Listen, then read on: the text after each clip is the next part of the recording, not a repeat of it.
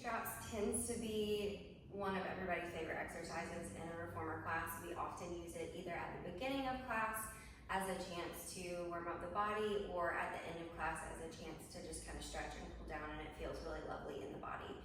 Our main purpose with feet and straps is working again on hip dissociation. So can we move our legs without moving our torso and our pelvis, and getting to test that out in a really supported position on our backs on the mat.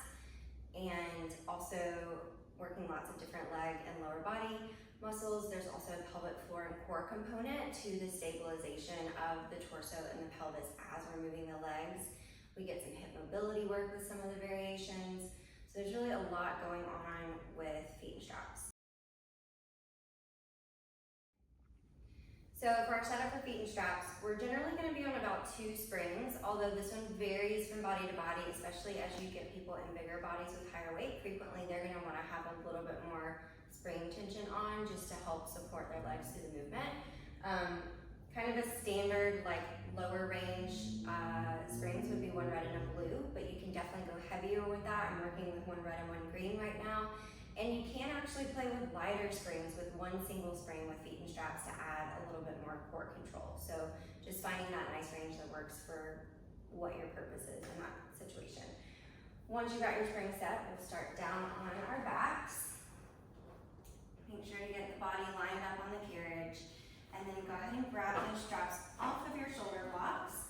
Press the carriage out all the way, and my little trick here is to hold the straps and pinch the straps where you've got both of them kind of connected, so now you've got good control and it's not flopping around.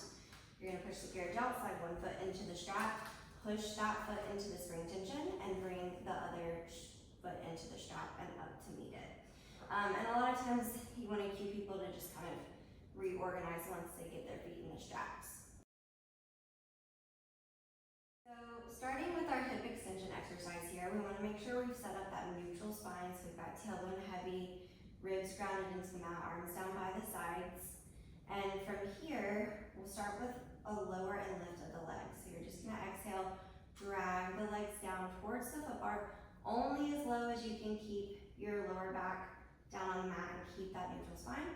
And then inhale, lift the legs back up just as far as you can without lifting the hips up off the mat.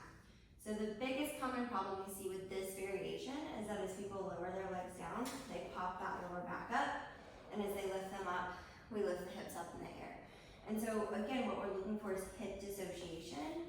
So we want to keep that pelvis in that neutral position as we lower down and lift back up.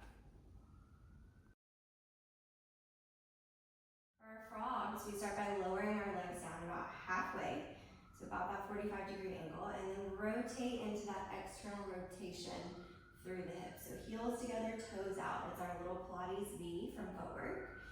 With the heels glued together, we're going to gently bend the knees in towards the chest, and then exhale, pushing back away. And again, bend in, exhale, pushing away. A couple of things that we tend to see with this one is, again, people will kind of bring their knees too far into the chest, which lifts the hips up, or sometimes they'll push too high up in the air.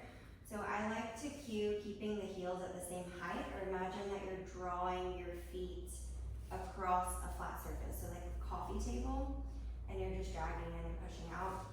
And then secondly, we want to make sure we're getting that work on the way in and on the way out. So making sure that people aren't collapsing their legs in and then pushing out with control, but instead keeping that resistance with the springs as we slowly guide the legs in and then push back out all the way. For our leg circles, we're starting back in that 90-degree angle. And whenever we say 90-degree angle, it's always whatever 90 works in any individual's body, but somewhere up towards the ceiling. And we'll start to open the legs out about the width of the carriage to start, maybe a little bit past. Drag the legs down towards the foot bar, zip the legs together at the bottom, and then lift back up. And we start to just smooth that out into a nice big circle, which we can then reverse. Dragging down through center, opening out wide, sweeping around and back up. So a few of the common problems for leg circles is A, it does and can feel like a really good stretch. Well, what often happens is that people will start to make the circles way bigger than their body can handle, and you'll start to see all this wobbling happening on the mat and in the pelvis, and the circles will get really clunky. And so when we're seeing that, it's just an indication that maybe we should go in a little bit smaller range of motion and focus on finding that connection to our core, and very gently moving the legs with control. Really what we're trying to focus on with circles is how do we increase our range of motion, yes, but in a really functional mobility kind of way. So yes, we want to see if we can slowly start to increase that range of motion of the hip joint, but can we do it from a stable pelvis and stable position? And our last common problem with this one is similar to with our hip extension, is you'll see people start to lift their hips up off the mat at the top and lower down. This is especially if you're on a heavier spring, where it's just really easy for those straps to kind of pull you up. So again, just cueing people to stay in that neutral spine as we circle the legs around and through.